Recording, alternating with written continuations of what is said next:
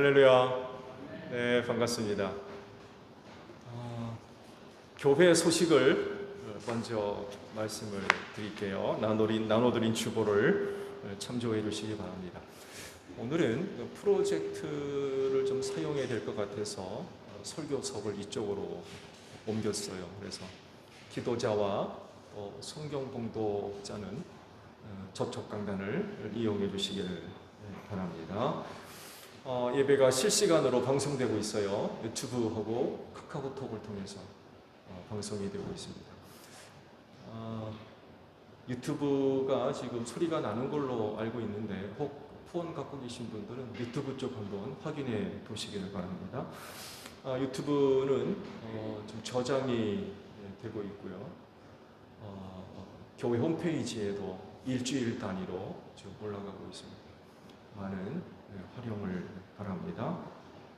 돌아오는 주일 오후 예배 후에 사역위원회가 있어요. 당회원들, 부교육자들, 그리고 각 부서 부장님들 참석을 해주시고, 최근 교회 중요한 안건들이 지금 계속 다뤄지고 있어요. 그러니까 사역위원회 꼭 참석을 해 주시기를 바랍니다. 돌아오는 주일을 선교주일로 함께 지키고요. 그리고 지금 또 재유행이 좀 되고 있죠. 그래서 여러분 들어오실 때 손 소독제하고 열 체크들을 하셔야 될 것 같아요. 꼭 하시고, 이상이 계시는 분들은 연락을 해주시고 영상으로 예배 드릴 수 있도록 그렇게 해주시기를 바랍니다. 그리고 점심 식사를 좀 하고 있는데 한 테이블에 세 분씩들 앉아주시고 얼굴을 마주 보지 않고 한 방향으로만 앉을 수 있도록 그렇게 조절을 해주시기를 부탁을 드립니다. 난 예배 후에 믿음팀 모임이 있다고 그래요. 믿음 팀원 되시는 분들 잠깐 자리에 남아주시기를 부탁을 드려요. 그리고 갈색 선수레라고 표현해야 되나요? 카트라고 표현해야 되나? 홍 집사님이 사역을 위해서 잠깐 가져오셨다가 교회에 두고 가셨는데 어디 있는지 못 찾겠다고 좀 부탁을 하세요. 혹 보신 분들은 사모님에게 연락을 해 주시기를 부탁을 드립니다.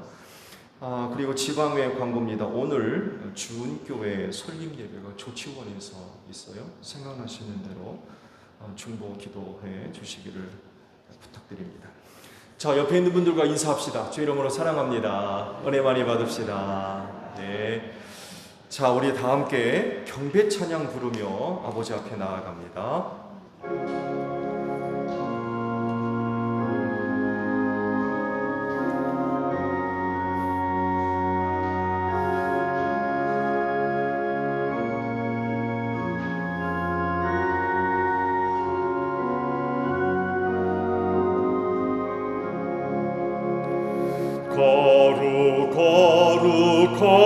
거룩 주의 빛난 영광 모든 죄인 끊어두어 볼 수 없도다. 거룩하신 이가 주님밖에 없네. 온전히 전능하신 주로다. 아멘.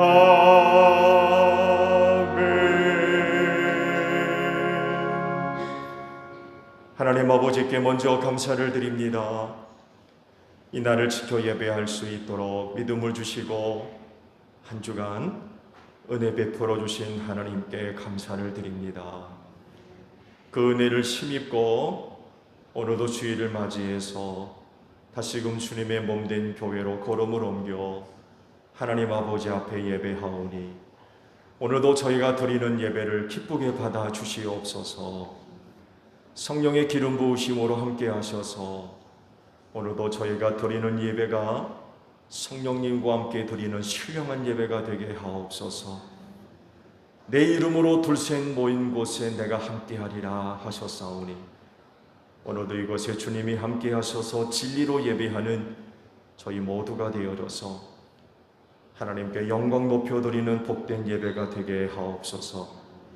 성령님 이 시간 우리의 마음을 다스리시고 주관해 주시기를 원합니다. 순서마다 뜻을 기울이고 힘을 다하여 하나님을 예배할 수 있는 저희 모두가 되어지게 하옵소서. 존귀하신 예수님의 이름으로 기원하옵나이다. 아멘. 회개 기도합니다.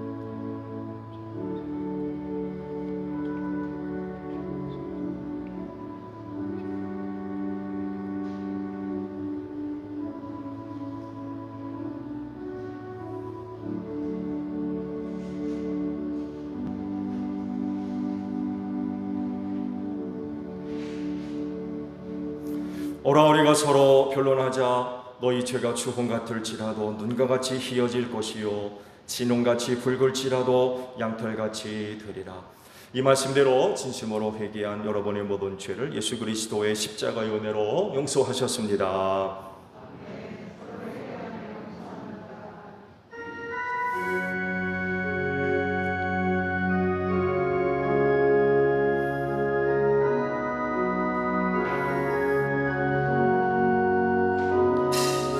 보혈을 지나 하나님 품으로 보혈을 지나 아버지 품으로 보혈을 지나 하나님 품으로 한 걸음씩 나가네.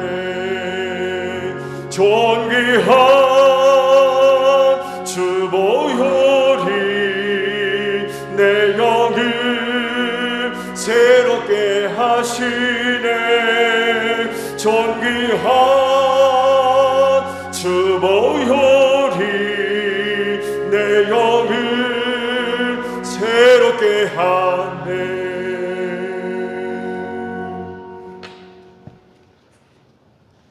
하늘과 땅을 지으시고 우리 도움의 근원이 되시는 하나님, 사랑하는 자를 위하여 졸지도 않으시고 주무시지도 않으시며 보호해 주시는 하나님을 찬양합니다. 낮의 햇빛도 밤의 달빛도 우리를 해치지 못하게 지켜주셨다가 거룩한 날 주님 전에 나와 예배하게 해주시니 감사를 드립니다. 사랑하는 사람에게는 잠을 자는 동안에도 복을 주시는 하나님, 참 좋으신 하나님을 온전히 의지하지 못하고 세상의 염려와 걱정, 육신의 질병 등으로 인하여 참된 평안을 누리지 못하고 이 자리에 왔음을 고백합니다. 이 시간 말씀이 육신이 되어 이 땅에 오신 주님의 생명의 빛을 받아 참된 평안을 누리게 하여 주시옵소서. 인류의 역사를 주관하시는 하나님, 지금 온 세상이, 온 민족이 아파하고 있습니다. 러시아와 우크라이나가 전쟁 중에 있어 많은 사람들이 고통 중에 신음하고 있으며 온 세계는 정치적, 경제적, 환경적, 전염병 등으로 인하여 많은 갈등과 혼란 중에 있습니다. 긍휼이 많으신 하나님 아버지, 전쟁을 하루속히 끝나게 해주시고 모든 갈등도 종식시켜 주시옵소서. 이 고난의 시간을 통하여 온 세상, 온 민족이 주님 앞에 돌아오게 하여 주시옵소서. 온 세상이 주님의 뜻을 알고 모든 민족이 주님의 구원을 알게 하여 주시옵소서. 교회를 사랑하시는 하나님, 하나님의 선한 계획하심에 따라 이곳에 소정제일 성결 교회를 세우시고 60여 년 동안 인도해 주신 에베네셀 하나님 감사합니다. 창조주 하나님께 영광을 돌리며 하나님으로 인하여 기뻐하며 감사하는 영혼들이 더욱 많이 모여서 예배하는 교회 되기를 소망합니다. 교회가 주님께 온전히 드려져서 하나님의 꿈을 품고 미래를 향하여 달려나갈 수 있도록 도와주시옵소서. 능력의 하나님 아버지, 교회 부지의 명의가 여러 사람의 명의로 되어 있어 어려운 상황에 처해 있습니다. 명의가 교회 이름으로 이전되어서 이 시대에 귀하게 쓰임받는데 걸림돌이 되지 않도록 도와주시옵소서. 찬송 중에 거하시는 하나님이시여, 이 시간 하나님의 말씀을 선포하시는 목사님, 성령님 함께하여 주시옵소서. 주님의 말씀은 내 발의 등불이요 내 길의 빛이라 하셨사오니 말씀 들을 때 저희들의 영의 눈을 밝히사 생명길로 인도해 주시기를 생명의 떡으로 오신 우리 주 예수 그리스도 이름으로 간절히 기도드립니다.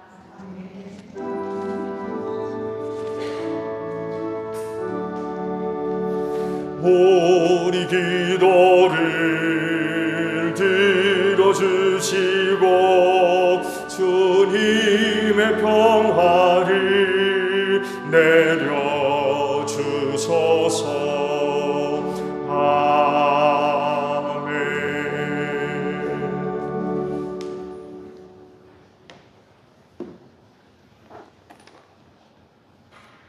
오순절 후 7번째 주일 성서 독서입니다. 제1독서 호세아서 1장 2절부터 10절 말씀입니다.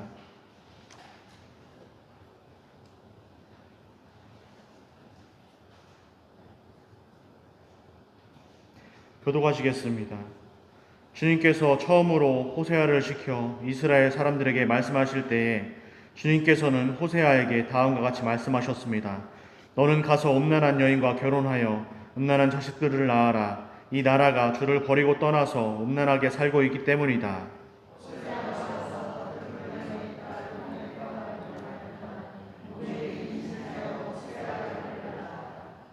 주님께서 호세아에게 말씀하셨다. 그의 이름을 이스라엘이라고 하여라. 이제 곧 내가 예후의 집을 심판하겠다. 그가 이스라엘에서 살육한 죄를 물어서 이스라엘 왕조를 없애겠다.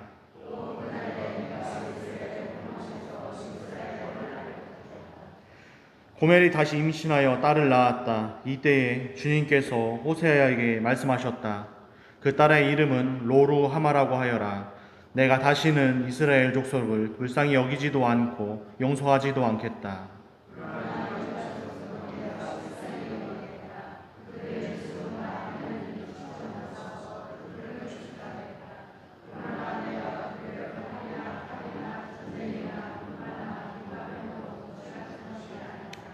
로루아마가 젖을 뗄 때에 고멜이 다시 임신하여 아들을 낳았다.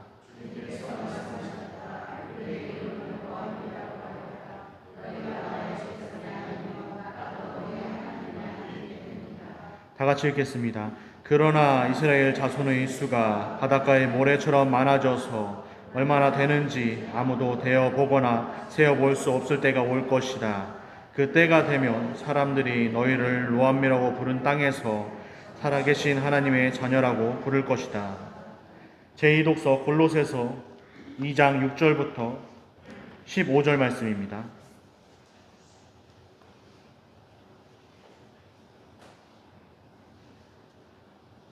골로새서 2장 6절부터 15절 말씀 교독하시겠습니다. 그러므로 여러분이 그리스도 예수를 주님으로 받아들였으니 그분 안에서 살아가십시오.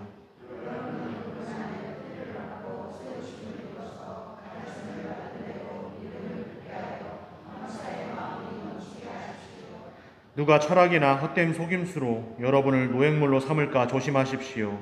그런 것은 사람들의 전통과 세상에 의치한 원리를 따라 하는 것이요 그리스도를 따라 하는 것이 아닙니다.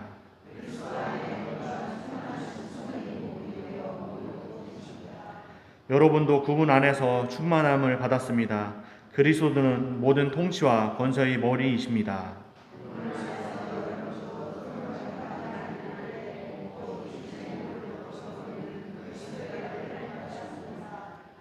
여러분은 세례로 그리스도와 함께 묻혔고 또한 그분을 죽은 사람들 가운데서 살리신 하나님의 능력을 믿는 믿음으로 그리스도 안에서 그리스도와 함께 살아났습니다.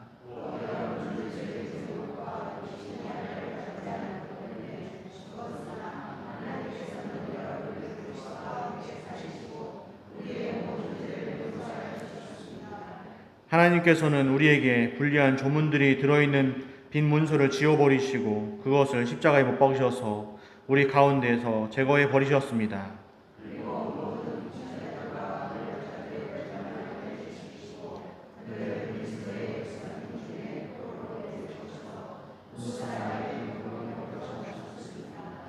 이는 살아계신 하나님의 말씀입니다.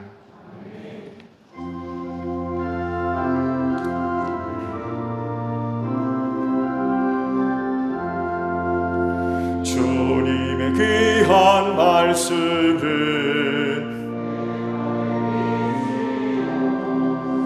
목마른 사막길에서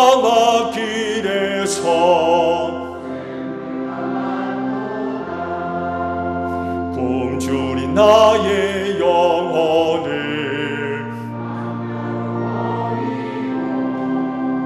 주 말께 비추니 그 말씀 귀하다. 아멘.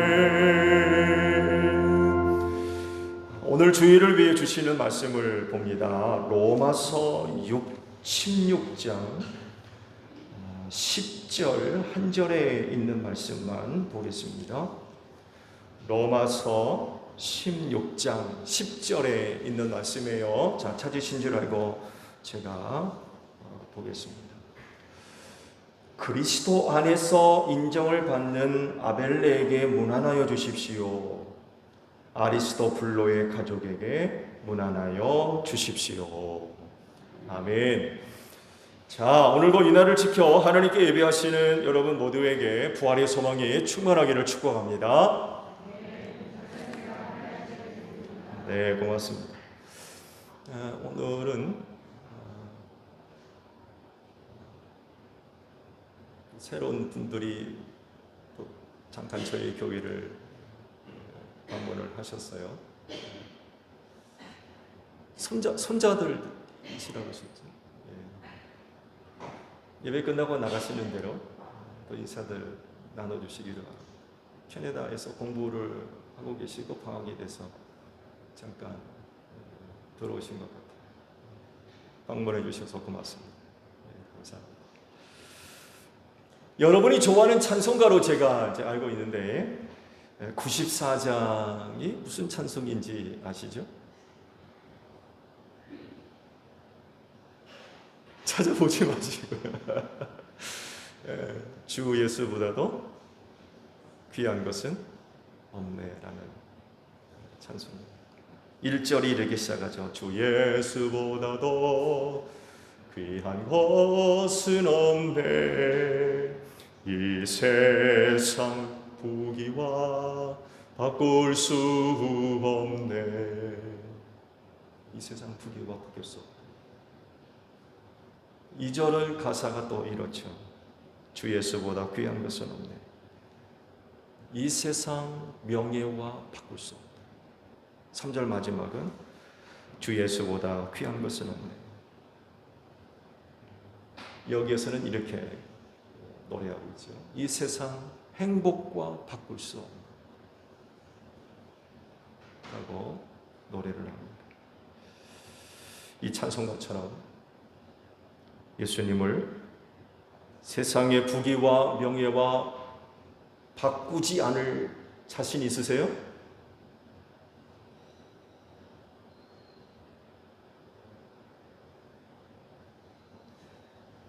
오래전부터 나왔던 얘기인데 황금을 위해서라면, 돈을 위한 거죠. 돈을 위해서라면 자기 영혼을 사탄에게 팔 정도. 사람들이 그렇게 산다. 세상의 어떤 것과 예수님을 바꾸지 않을 자신 있으세요?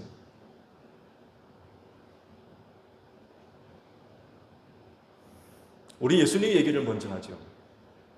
성령의 이끄심을 따라 광야로 들어가셔서 40일 동안 금식 기도를 하셨죠.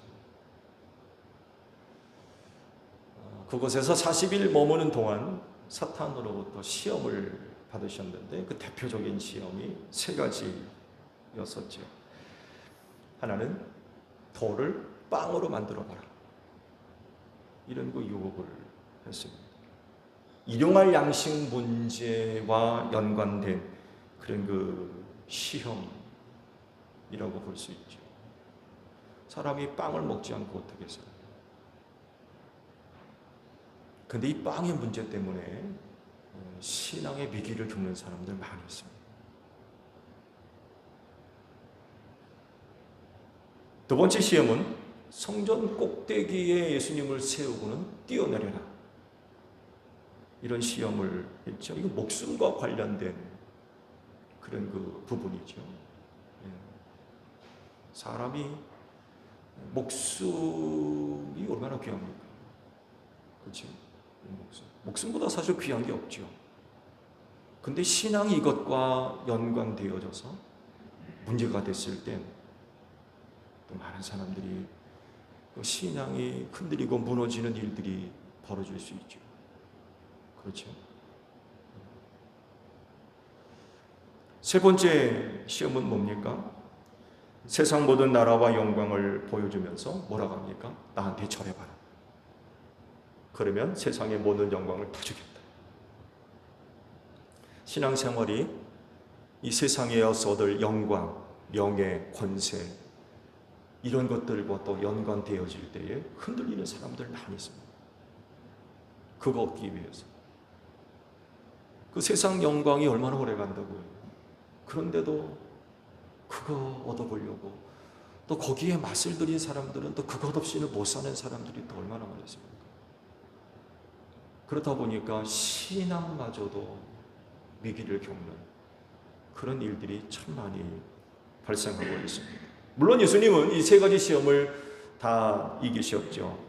결국 이 이야기가 하는 건 바로 이겁니다. 예수님은 세상을 그렇게 오래 산 분은 아니지만 그런 것들에 그렇게 연연하며 산 분이 아니었다는 거예요.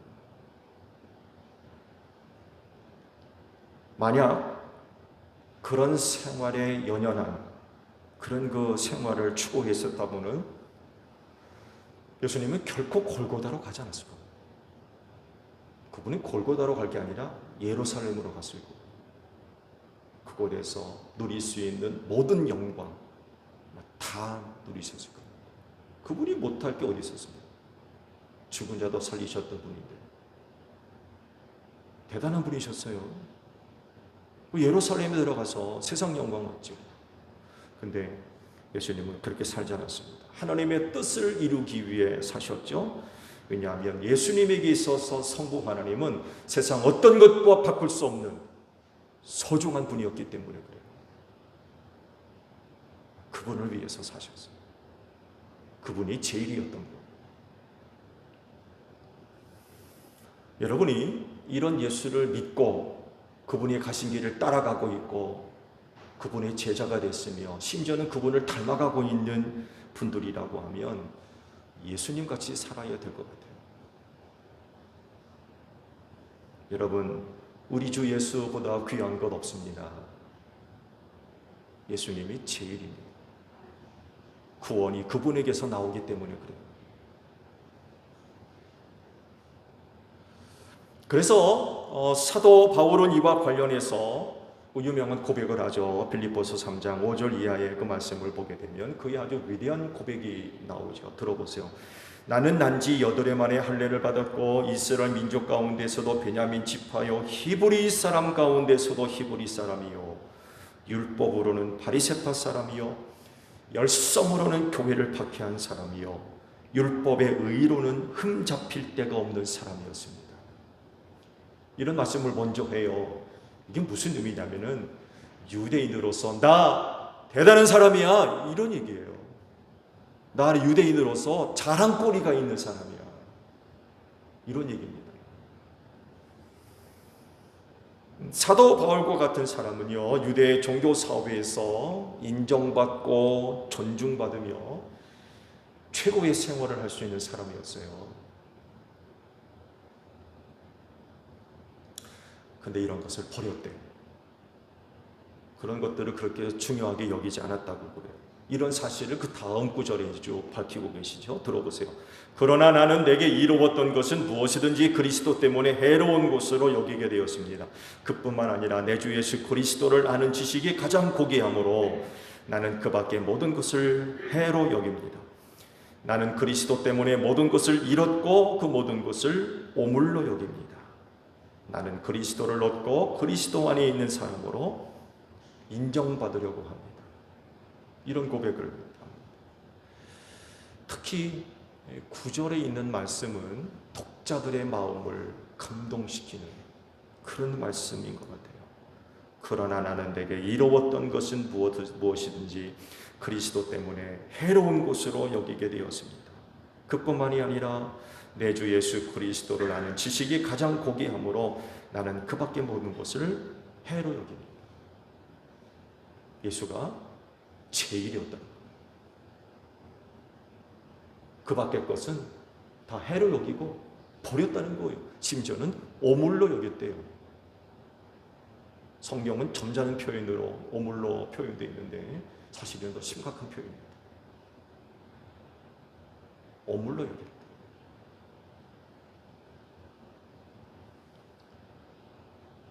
믿는 자로서 이 9절의 말씀을 볼 때마다 참 마음에 큰 파장을 일으키는 겁니다. 나는 과연 그렇게 살고 있는가? 이렇게 예수 제일로 살고 있는데 나는 어떤가? 나는 그런 예수를 믿는 사람인데 나도 과연 그렇게 사는 사람인가? 어떠세요? 사도 바울의 고백을 봤습니다만 해도 그렇지인데 여러분들도 예수 제일로 사십시오.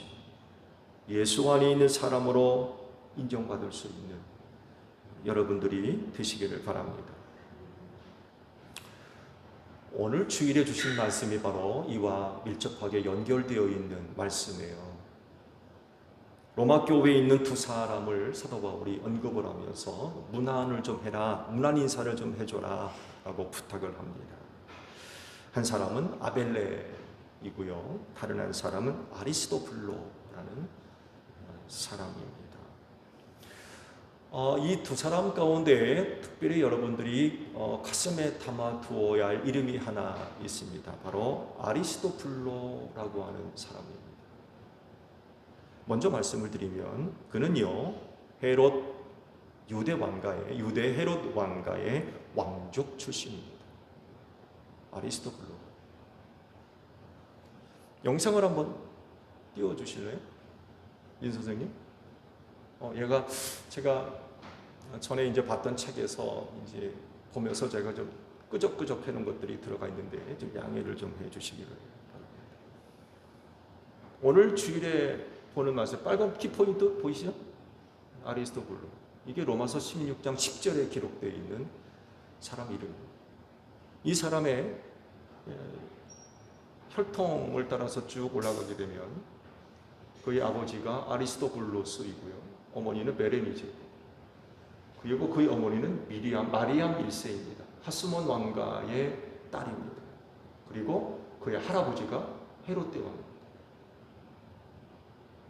혈통을 따라 쭉 내려가게 되면 아리스토블로가 나오고, 또 이제 말씀을 드리겠습니다만 해도 헤롯 아그리파 1세에 대한 말씀을 드리죠. 남동생입니다. 오늘은 바로 아리스토블로에 대한 이야기를 좀 해야 될 것 같아요. 말씀드린 대로 성경에 기록되어 나오는 아리스토블로가 바로 헤롯 대왕의 손자로 지금 알려지고 있습니다. 그래서 오늘 주일에는 헤롯 왕가에 대한 말씀을 좀 드려야 될 것 같아요. 역사적인 이야기인데 프로젝트들을 좀 참고해 주시기를 바랍니다. 복음서를 보게 되면 예수님 시대와 밀접하게 연결되어져 있는 여러 왕들의 이름이 언급이 되어져 나옵니다. 근데 특징이 하나 있는데 헤롯이란 이름으로 주로 기록되어 나와요. 자칫 잘못하게 되면 이 헤롯이라고 하는 사람이 동일 인물로 알기 쉽습니다. 근데 그렇지 않습니다. 여기도 말씀을 보게 되면 프로젝트 왜 없어졌죠? 프로젝트 좀 켜주시나요? 보세요. 헤롯 대왕이 있죠. 그의 아들들이 헤롯 빌립, 헤롯 안티파스, 아켈라우스, 헤롯 빌립, 헤롯 아그리파. 이렇게 앞자만 기록되어고 그 뒤에 나오는 이름은 거의 많이 누락되어 있어요. 그래서 성경을 보게 되면 같은 인물로 이해하기 쉬운데 그렇지 않습니다. 성경은 그들을 왕으로 이제 표현을 하고 있는데, 혹은 분봉왕이라고도 설명을 하는데, 사실 로마 입장에서 보게 되면 감독이나 총독 정도입니다. 로마를 대신해서 유대 지역을 통솔하는 그런 사람이에요. 사실은 왕이라고 표현하기는 좀 그렇습니다. 상당히 많은 부분에 있어서 자치권이 이제 허락이 됐었죠. 이 로마 시대의 공통적인 그런 그 모습입니다. 요한의 감독이나 총독 정도로 이해를 하시면 될 것 같습니다.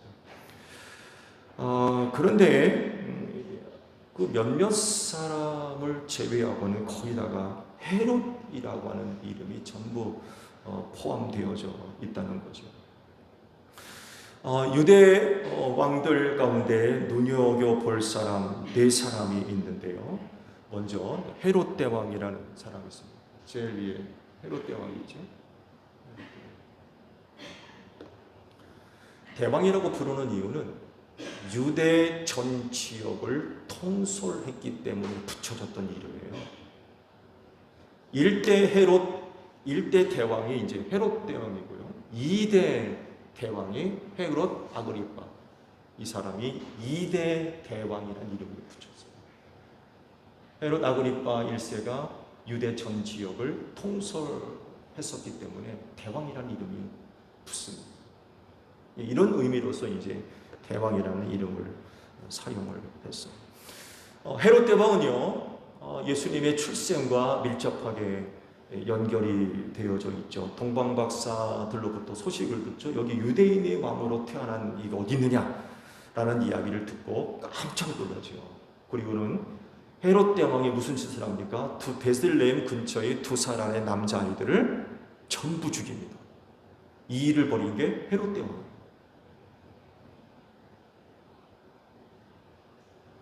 이때 유대 종교 지도자들이 안 움직이죠. 그렇죠? 헤롯 대왕이 불러다가 성경 말씀에 이게 어디쯤 기록되어 있느냐라고 알아보니까 베들레헴이라고 알려줬죠. 그러면은 유대 종교 지도자들이 아예 메시아가 맞는가 보다 사람을 보내든지 확인하는 어떤 움직임이 있어야 되는데 일절 움직이지 않죠. 왜 그런지 아시죠? 당시 종교 지도자들이 세상 권력에 빌붙어 있었기 때문에. 무슨 얘기인지 아시죠? 정치에 딸랑이들이 되어 있었어요. 아무런 힘을 발휘하지 못하는, 자칫 잘못 나섰다간 죽임을 당하는 거죠. 그러니까 꼼짝을 못합니다. 전혀 움직이지 않았어요. 헤롯 대왕의 눈치를 보는. 그래서 사건이 터진 거죠. 2살 아래의 모든 남자아이들이 다 죽은 거예요. 근데 만약에 그때 유대 종교 지도자가 나섰다간 무슨 꼴 당하는 거예요? 죽임 당하는 거예요. 그러니까 꼼짝을 안 하는 거예요. 안타까운 일이죠. 헤롯 대왕은요, 정통 유대인이 아닙니다. 이두메 출신이에요. 이교도 출신입니다. 개종을 해서 이제 유대 종교를 가진 그런 그 사람이었습니다. 그러다 보니까 큰 약점이에요. 정통 유대인이 아닌 사람이 유대의 왕이 됐으니까 이거 아주 그냥 골치 아픈 거죠. 이 자칫 잘못했다가는 유대인들로부터 반란을 일으키게 되고, 이렇게 되면 심각하거든요. 그래서 유대인들로부터 인정받고 환심을 사기 위해서 여러 가지 일들을 그가 벌였습니다.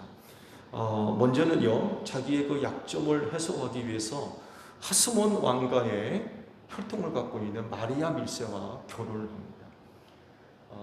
신구약 중간사를 아시는지 모르겠는데 거기에 이 하스몬 왕가가 등장하죠. 마카비가 유대 전쟁을 일으켜서 로마로부터 잠깐 독립한 그런 그 일이 있었죠. 근데 결국에 이제 나라가 망하고 이 역사 헤로데 왕가가 새로 이제 출현하게 되는데 예수님 시대와 하스몬 왕가의 역사적인 시간이 그렇게 길지는 않아요.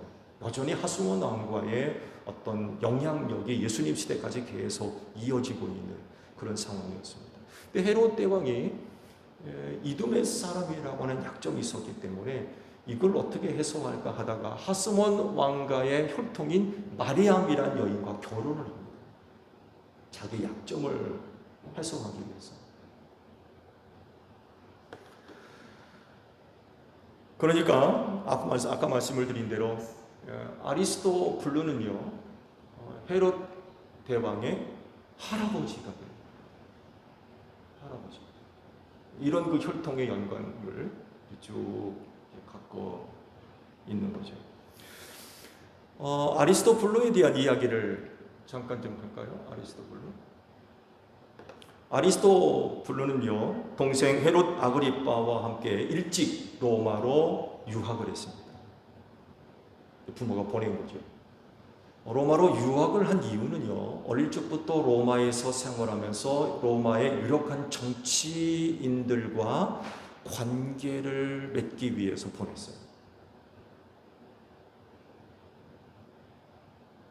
로마의 유력한 정치가들과 친분 관계를 쌓게 되면 훗날 큰 유익이 있을 것을 알고 로마로 유학을 보냈어요.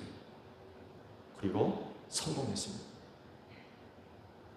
이것은 나중에 또 제가 말씀을 드리도록 하겠습니다.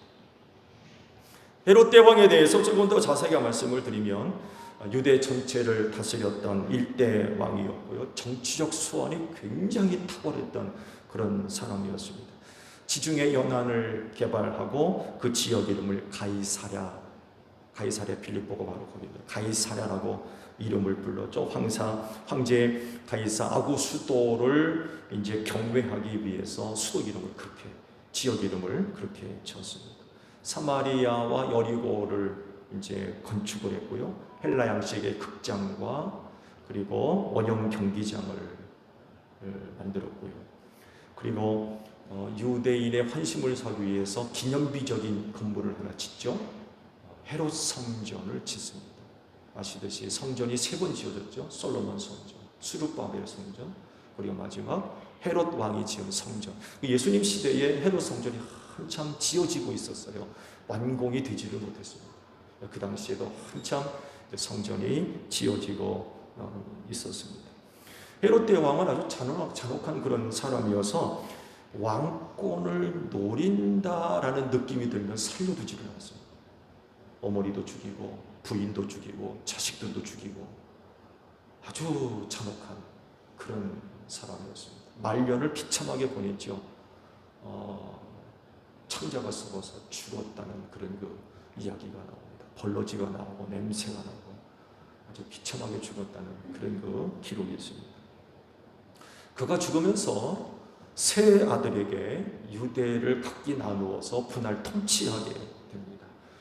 그중 하나가 헤롯 안티바스, 그리고 아켈라우스, 그리고 마지막으로 헤롯 필립 2세가 바로 이 세 아들입니다. 이 세 아들에게 유대 지역을 각기 나누어 주어서 통치를 하게 됩니다. 그중 첫 번째가 헤롯 안티바입니다. 헤롯 안티바. 기록된 대로 갈릴리와 베레아 지역을 다스렸습니다. 갈릴리 호수 있죠? 거기를 생각하시면 될 것 같아요. 그 지역을 이제 헤롯 안티바에게 맡겼습니다. 세 아들 중에 성격이 가장 무난한 사람이었다고 그래요. 그와 관련된 사건은 마가복음 6장에 그 헤롯 안티바와 관련된 그런 그 사건이 기록이 되어져 있죠. 세례 요한으로부터 책망받았던 사람이 바로 헤롯 안티바입니다. 이복 동생 헤롯 빌립이 있죠. 여기 헤롯 빌립. 헤롯 빌립의 아내가 누굽니까? 헤로디아. 헤로디아가 나중에 누구랑 결혼한 거예요? 헤롯 안티파스랑 결혼했어요. 남편을 버리고. 이걸 가지고 세례 요한으로부터 책망을 들었죠. 그렇죠? 동생의 아내를 취했다고 그래가지고 세례 요한한테 책망을 들었어요. 그러니까 이 헤롯 안티파가 괘씸한 놈하고는 세례 요한을 옥에 가두죠. 옥에 가두. 그리고 나중에 이 헤로디아가요 괘씸해가지고 딸 살로메가 있죠. 헤롯 빌립과 헤로디아 사이에 살로메가 있습니다. 딸입니다. 안티파스의 딸이 아니에요. 이 살로메를 이용해가지고 세례 요한을 칼로 목베어 죽이죠. 그런 그 사건이 있습니다. 이 헤로디아는 정치적 야망이 굉장히 컸던 여인이었어요. 근데 자기 남편 헤롯 빌립은 정치에 대해서 전혀 관심이 없는 거예요. 답답한 거죠. 그래가지고 무슨 계략을 피냐면 자기 남편 헤롯 빌립을 버립니다. 그리고는 누구랑 결혼해요? 헤롯 안티바와 결혼했어요. 근데 이걸 가지고 이제 세례 요한으로부터 책망을 받아가지고 그런 그 일들이 벌어지게 됐던 것입니다. 누가복음 23장을 보게 되면 빌라도가 예수님에게서 신문을 받았었죠. 근데요, 잠시 예루살렘에 와 있던 헤롯에게 예수님을 보내서 신문을 받았다는 기록이 있어요. 이 헤롯이 누구냐? 바로 여기 있네요. 빌라도가 이 말을 듣고서 물었다. 이 사람이 아까 그 말씀을 돌려보실래요?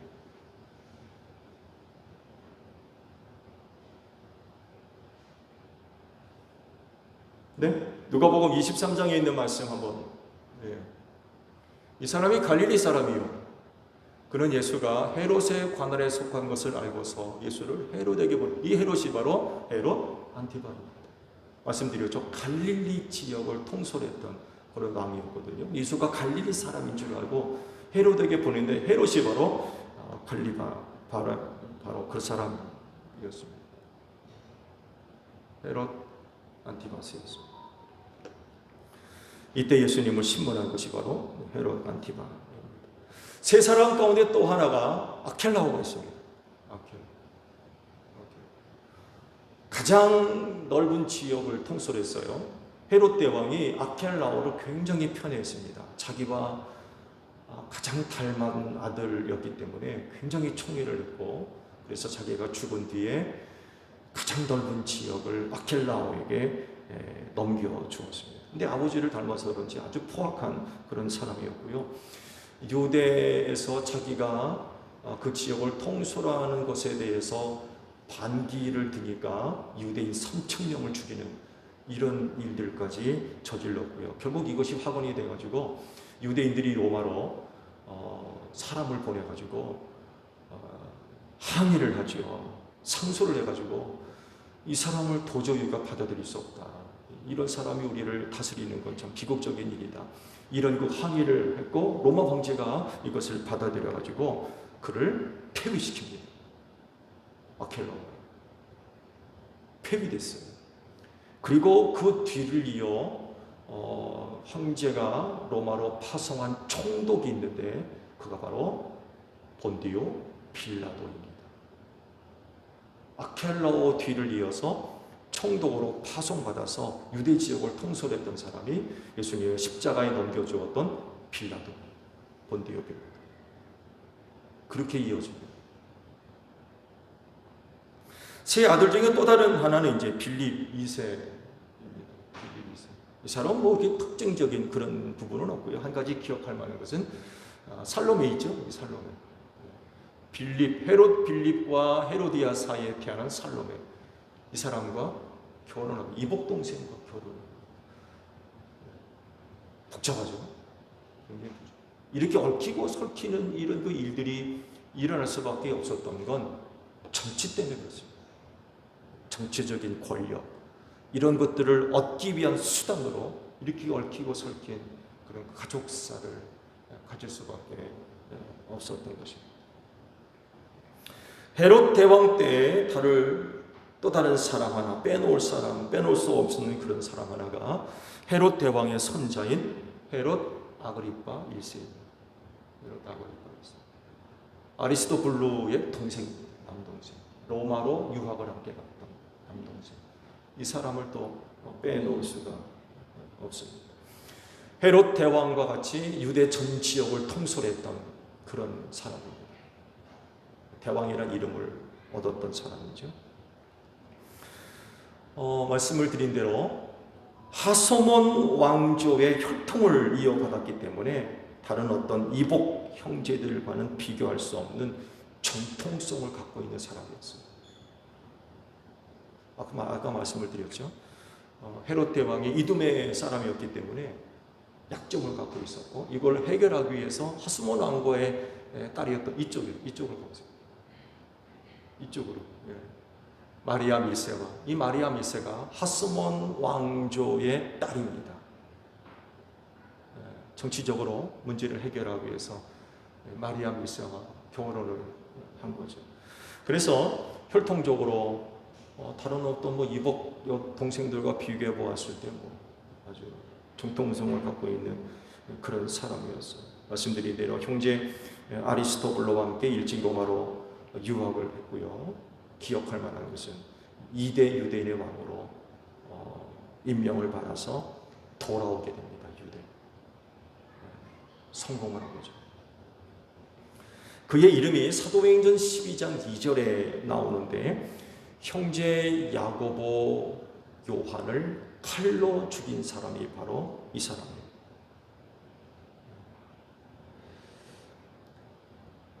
이때 유대인들이 굉장히 기뻐했어요. 야고보 형제 요한을 칼로 죽이니까 유대인들이 너무나 좋아하는 거예요. 야, 그렇구나. 그리고는 베드로까지 잡습니다. 베드로도 죽이려고. 그리고는 옥에 가두죠. 하루 전날 밤 무슨 일이 벌어져요? 주의 천사가 나타나서 베드로를 옥에서 끌어냅니다. 그래서 살았어요. 그런 일이 없었다면 아마 꼼짝없이 죽었을 겁니다. 하나님께서 천사를 보내가지고 감옥문을 열게 하셨어요. 그래서 베드로가 기적처럼 정말 살아남았습니다. 이 일이 이제 사도행전 12장에 기록이 되어 있고 이와 관련된 사건이 바로 말씀을 드린 대로 아리스토블루의 동생인 헤롯 아그리파 1세 이 사람과 관련되어 있는 사건이 성경에 이렇게 기록되어 있어요. 자, 이제 궁금한 것은요, 아리스토블루입니다. 아리스토블루. 말씀을 드린 대로 헤롯 왕과 중에서 혈통적으로 가장 높은 정통성을 갖고 있는 그런 사람인데요. 로마로 유학을 가고 난 이후 행방이 묘연합니다. 그에 대한 행적이 기록이 없어요.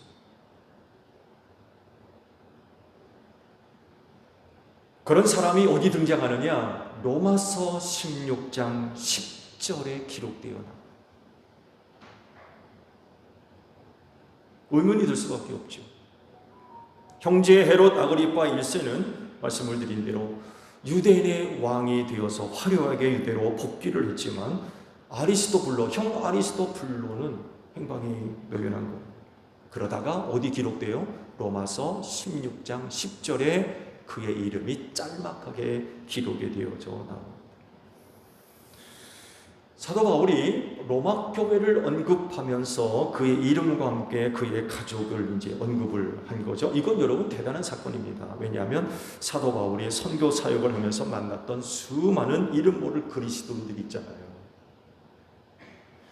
지금 새벽 시간에 고린도후서의 말씀을 드리면서 종종 말씀을 드렸듯이 사도 바울이 선교 여행을 다니면서 혼자 다니지 않았어요. 동행자들이 있었어요. 동행자들. 말씀을 드렸죠. 여행하는 게 너무 위험스러웠기 때문에 반드시 동행자가 같이 다녔어요. 여행하는 곳에 대해 지리를 잘 알고 있는 연고가 있는 사람이 같이 가졌어요. 길의 위험이 너무나도 커서. 그리고 편지 소개서를 반드시 지참을 했고요. 그리고 알려진 바에 의하면 사도 바울과 함께 다녔던 사람이 적어도 10명에서 12명은 될 거다.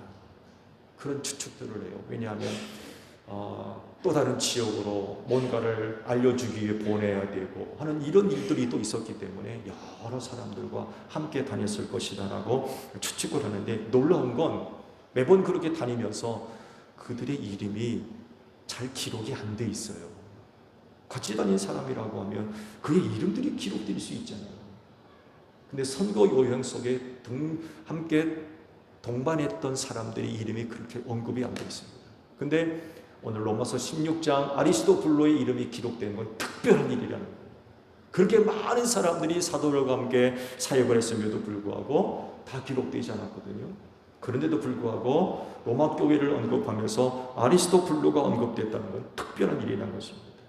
즉 사도 바울의 마음에 그의 이름이 깊이 각인되어 있었던 거예요. 잊어버릴 수 없는 이름이었던 거죠. 잊어서는 안 되는 이름. 왜 그럴까요? 그 이유가 앞서 말씀을 드린 내용들이 바로 거기에 다 포함되어 있습니다. 헤롯 왕과 중에서 혈통적으로 가장 높은 정통성을 가진 사람이었지만, 그래서 유대인의 왕으로 화려하게 복귀할 수 있는 사람이었지만, 그러나 아리스토블로는 그 길을 선택하지 않았던 거예요. 그는 예수 믿는 그리스도인이 되었습니다. 어떤 게 나은가요? 유대인의 왕이 낫습니까? 그리스도인이 낫습니다. 여러분 아시죠? 그 당시 그리스도인이 되는 건요, 죽기를 각오하는 일이었어요. 자기 목숨을 내놓는 일이었습니다. 왜 그런지 아시죠?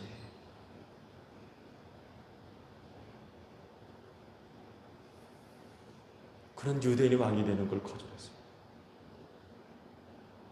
부모님의 야망을 따라 일찍부터 로마로 유학을 했어요. 유력한 정치인들 많이 알았을 겁니다. 동생은 성공했습니다. 왕으로 복귀했기 때문에. 그런데 아리스토블로는 그 길을 걷지 않았습니다. 그는 왕이 되는 대신에 예수 믿는 그리스도인이 되었습니다. 죄와 사망에서 구원받은 하나님의 자녀됨을 선택했어요. 지옥 자식 되는 것이 아니라 천국 백성 되기를 선택했어요. 지상에 없어질 영광을 선택하지 않고 영원한 하늘의 영광을 선택한 사람이었습니다. 여러분, 그리스도인이 누굽니까? 사도 바울의 말씀을 빌리면 내게 이로웠던 것은 무엇이든지 그리스도 때문에 해로운 것으로 여길 줄 아는 사람이 그리스도인입니다. 우리 구주 예수 그리스도를 아는 지식이 가장 고귀해서 나는 그 밖의 모든 것을 해로 여길 줄 아는 사람이 그리스도인입니다. 그리스도 때문에 모든 것을 잃었고 그 모든 것을 오물로 여길 줄 아는 사람이 그리스도인입니다. 예수를 위해 모든 것을 잃어버리는 것 각오하는 거죠. 그리스도를 얻고 그리스도 안에 있는 사람으로 인정받으려는 사람이 그리스도입니다.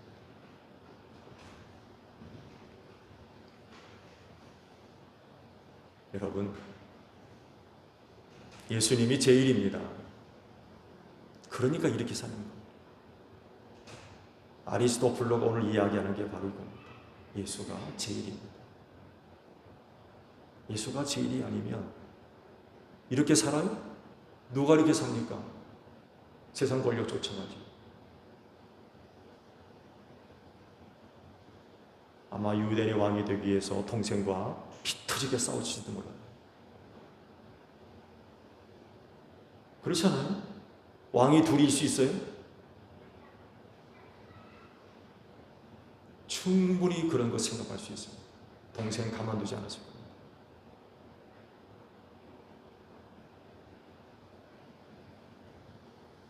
아리스토블로가 예수가 제일이라고 하는 것이 없었더라면 그는 충분히 그렇게 되고도 남아 있는 사람이었어요. 근데 그는 예수가 제일이었어요. 유대인의 왕이 되는 것보다 예수의 사람이 되는 게 제일 좋았다.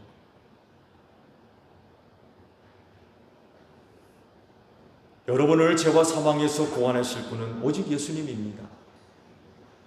그래서 그분이 제일이에요. 그분이 없으면 안 되기 때문에 그래요. 여러분은 오늘 신앙생활을 어떻게 하십니까?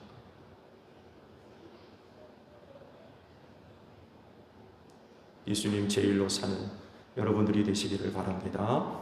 기도하겠습니다. 우리를 죄와 사망에서 구원하실 이는 예수밖에 없습니다. 예수가 제일입니다. 하나님, 오늘 우리는 어떻게 신앙생활하고 있습니까? 예수 제일로 살고 있습니까? 세상을 살아가면서 많은 유혹을 만나고 시험을 당합니다. 그렇다 할지라도 우리에게는 예수가 제일입니다. 우리가 지금껏 그렇게 살았습니다. 앞으로도 예수 제일로 사는 제일교회의 모든 성도들이 되게 하옵소서. 예수님의 이름으로 기도하옵나이다. 아멘.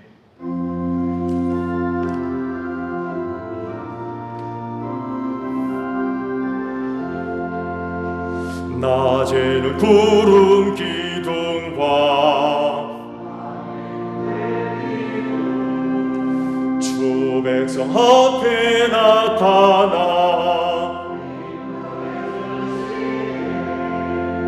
하늘의 깊은 지혜를 주 말씀 밝히 알도록 늘 도와주소서. 아멘.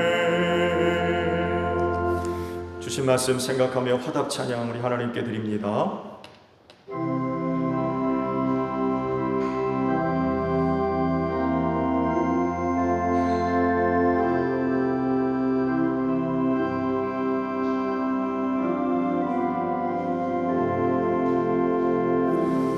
주 예수보다도 귀한 것은 없네.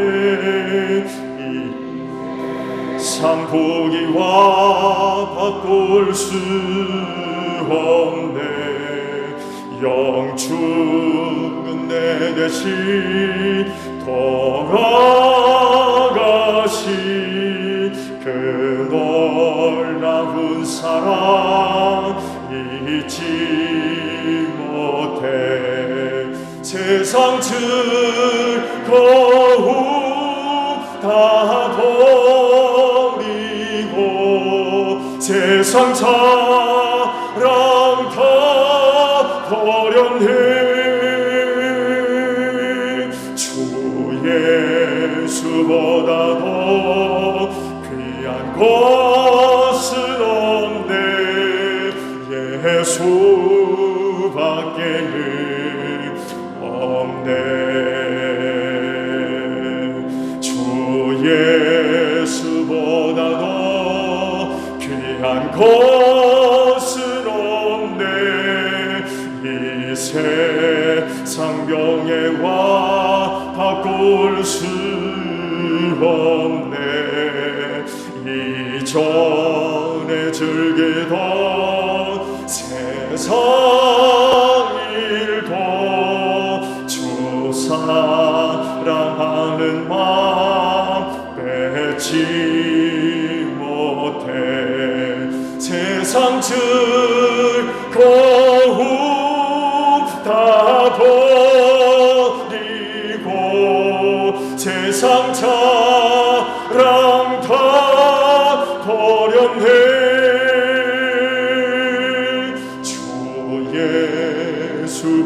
예수보다도 귀한 것은 없네. 예수밖에는 없네.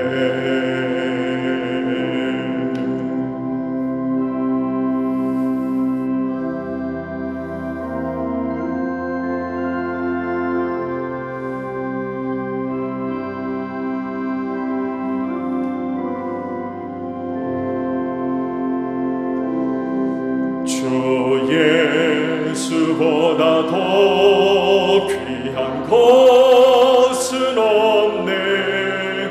이 세상 행복 바꿀 수 없네.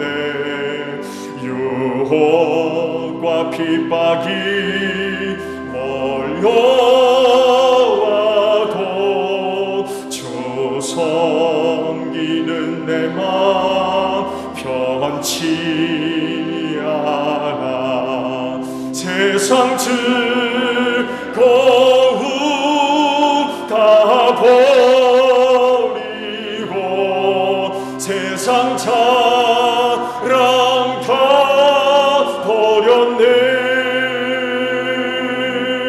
주 예수보다 더 귀한 것은 없네. 예수밖에는 없네.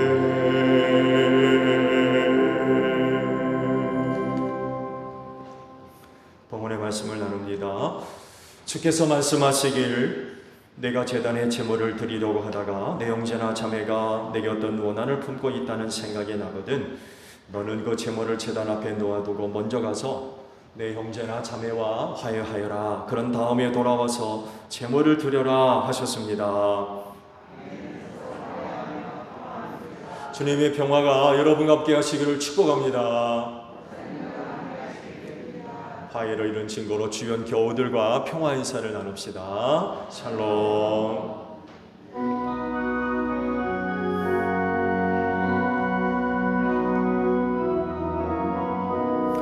하나님 어린 양 세상의 죄를 없애시는 주여,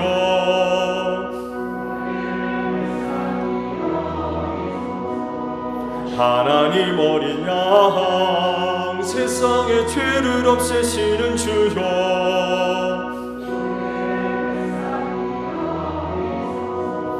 하나님 어린 양 세상의 죄를 없애시는 주여, 우리에게 평화를 주소서. 여러분, 성경이 이르기를 각자 마음에 정한 대로 해야 하고 아까우면 선하거나 하지 못해 사는 일은 없어야 합니다. 하나님께서는 기쁜 마음으로 내는 사람을 사랑하십니다 라고 하셨습니다.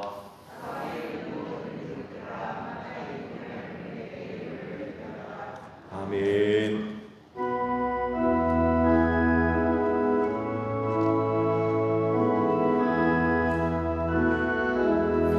천지에 있는 이름 중 귀하고 높은 이름, 준하시기 전 지으신 구주의 이름 예수.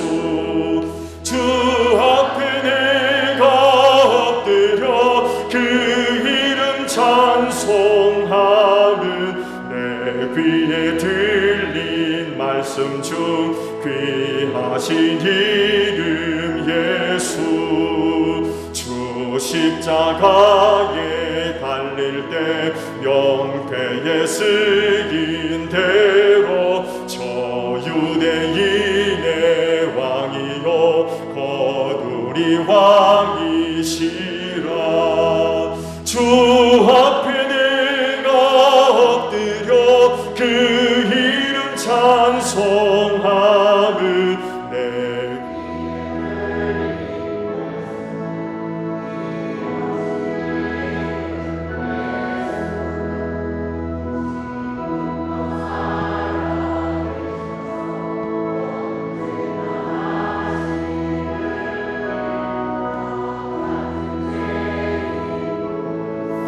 참 소망 주시도다.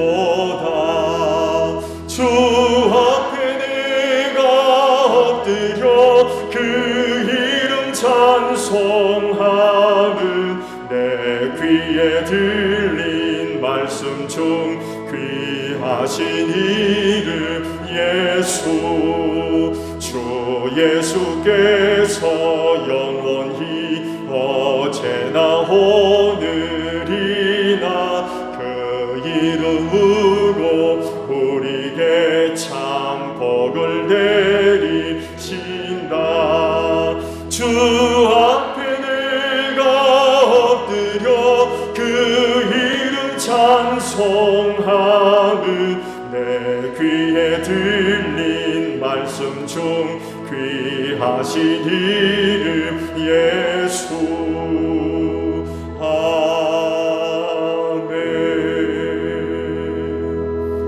아멘. 예물 드립니다. 기쁘게 받아주시고 그 귀한 믿음들을 살피사 은혜를 더하소서. 그 은혜로 말미암아 우리가 살기를 원합니다. 우리 안에 생명으로 채워지는 복된 역사가 있게 하소서. 우리를 향하신 하나님의 은혜가 능력되기를 원합니다. 하나님의 영광을 위해 살아가는데 조금 더 부족함이 없게 하소서. 힘이 되어져서 이 마지막 때 어떤 어려움과 또 시험과 환난을 당한다 할지라도 넉넉하게 세상 이기는 복된 심령들 되어지게 하소서. 은혜 받아 싸우니 우리 제일교회 성도들이 머무는 곳마다 빛을 발하기를 원합니다. 오늘 그곳에서 예수 향기 날리는 복된 심령들 다 되어지게 하소서.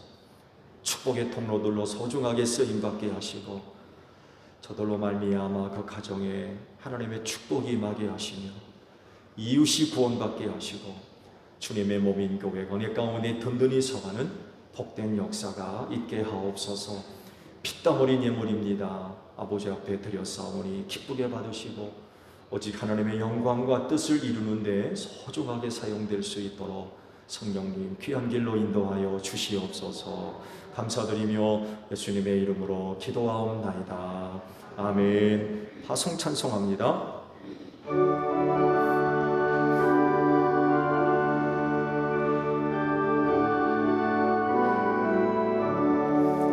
고난 길 헤치고 찾아온 길 많은 백성을 구한 길 모두 나와서 믿으면 온 세상이 마침내 이 진리에 살겠네. 어두운 밤 지나고 동튼다 환한 빛 보아라 저 빛. 주 예수의 나라 이 땅에 고독했네 오겠네.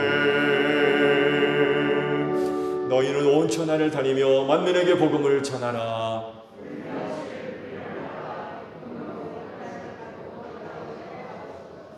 아멘. 지금은 우리 주 예수 그리스도의 은혜와 하나님 아버지의 극진하신 사랑하심과 성령님의 교통하심이 주의를 지켜 아버지 앞에 예배하는 심령들 위해 영원히 함께 하시기를 축원하옵나이다. 아멘.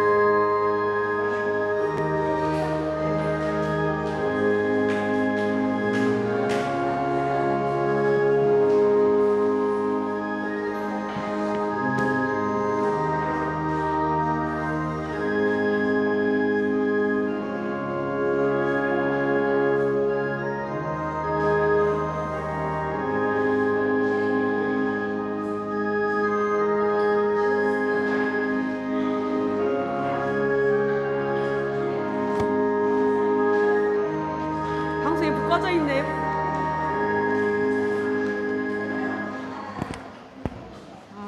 믿음팀 모시라고 했는데 다 가시네. 88장 우리 한 장 부르시게. 한 1절만 88장.